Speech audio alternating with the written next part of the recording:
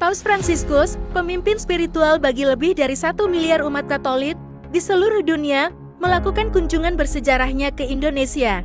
Kedatangan beliau membawa misi yang sangat penting, bukan hanya bagi umat Katolik di tanah air, tetapi juga untuk seluruh rakyat Indonesia. Kunjungan ini diharapkan akan memperkuat dialog antaragama, mempromosikan perdamaian, dan menekankan perlunya keadilan sosial serta perlindungan lingkungan.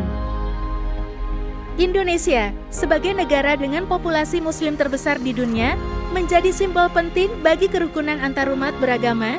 Paus Fransiskus telah lama dikenal sebagai pendukung kuat dialog antaragama, dan kunjungannya diharapkan dapat memperkuat hubungan antara umat Katolik dan Muslim, serta dengan agama-agama lainnya di Indonesia.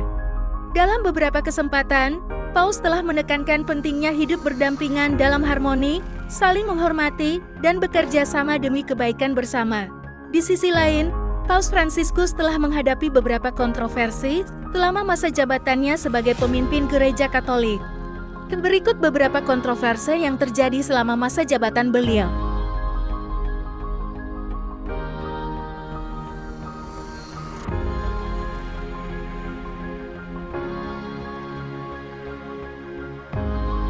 Paus Fransiskus dikenal karena pandangannya yang lebih inklusif terhadap komunitas LGBT, seperti komentarnya "Siapa saya untuk menghakimi?" terhadap orang-orang gay yang mencari Tuhan. Meskipun dianggap progresif oleh beberapa orang, pandangan ini juga menuai kritik dari kelompok konservatif dalam Gereja Katolik yang melihatnya sebagai terlalu liberal.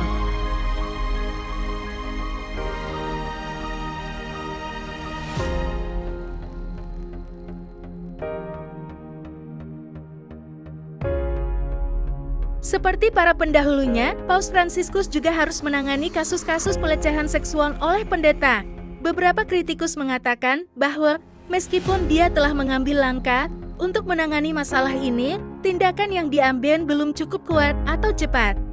Ada kontroversi khusus terkait dengan penanganan kasus pelecehan di Chile, di mana dia awalnya mendukung seorang uskup yang dituduh menutupi pelecehan, sebelum akhirnya menarik dukungannya.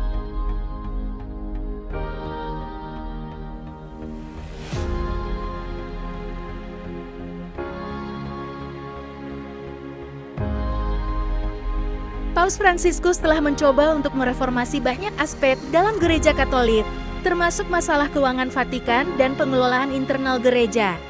Usahanya untuk memperkenalkan transparansi dan akuntabilitas juga menghadapi perlawanan dari beberapa pihak dalam hierarki gereja yang merasa bahwa reformasi ini mengancam status quo.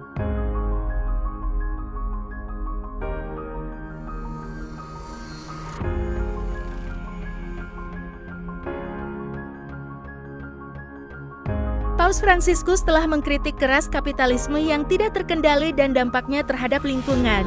Dalam ensikliknya Laudato Si', dia menyerukan tindakan global terhadap perubahan iklim dan menekankan perlunya sistem ekonomi yang lebih adil. Kritik ini mengundang reaksi dari beberapa kelompok yang merasa bahwa Paus terlalu terlibat dalam isu-isu politik dan ekonomi. Meskipun kontroversi-kontroversi ini telah memicu perdebatan, banyak orang melihat Paus Fransiskus sebagai pemimpin yang mencoba membawa perubahan positif dalam Gereja Katolik dan di dunia secara lebih luas. Kunjungan Paus Fransiskus ke Indonesia adalah sebuah momen bersejarah yang membawa harapan besar bagi perdamaian, keadilan sosial, dan kelestarian lingkungan. Misi ini bukan hanya sebuah perjalanan spiritual, tetapi juga sebuah panggilan untuk bertindak bersama dalam menghadapi tantangan global yang mendesak.